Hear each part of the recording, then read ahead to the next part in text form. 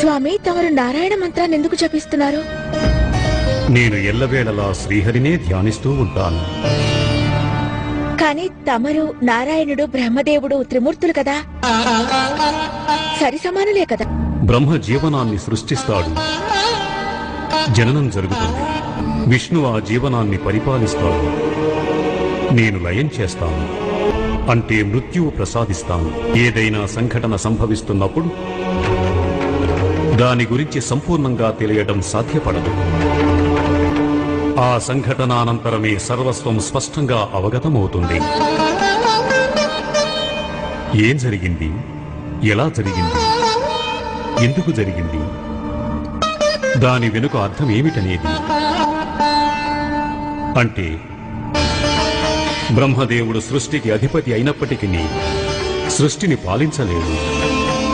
తనకి మృత్యువు